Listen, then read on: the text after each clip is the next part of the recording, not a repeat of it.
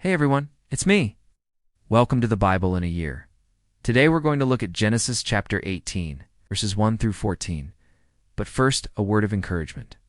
Don't get discouraged if you miss a day or two, or maybe even a few weeks. Just jump back in when you can and continue from there. The important thing is to keep going and not to quit. So let's jump right in. Abraham was 99 years old and had been circumcised 10 days earlier. He was sitting at the entrance to his tent during the hottest part of the day when he saw 3 men standing nearby. Genesis tells us that one of these men was the Lord himself. The other 2 were either angels or in some other way divine messengers. They looked like men, but they weren't really men. Abraham didn't know this, though, so he did what any reasonable person would do. He ran to meet them and said, "Welcome to my humble abode. Please allow me to prepare a meal for you." And they said, "That sounds wonderful, but please don't go to the trouble of preparing anything. We'll just have some bread and some cheese." Then Abraham hurried into the tent and told Sarah, who was his wife, to make some bread and cheese as quickly as possible. And he went back out to the men and told them, "Please wait a little while until I bring some better food." And they waited while Abraham stood by the oak trees and watched Sarah baking bread.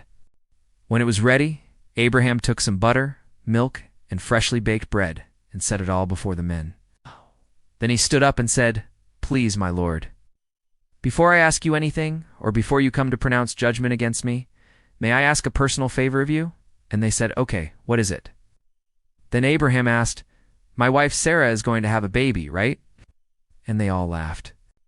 One of the men even said, "We'll certainly do what you're asking. You'll have a son by next year." And Abraham stood up, looked at their feet, and bowed down before the Lord. He knew that God was about to do something extraordinary.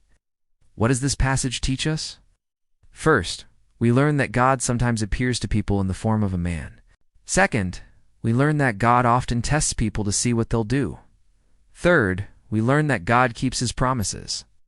Even when we laugh at his promises, he still makes them happen. Finally, we learn that those who serve God should be quick to obey him. Abraham didn't hesitate when God gave him a command. Instead, he got up and did what God asked him to do.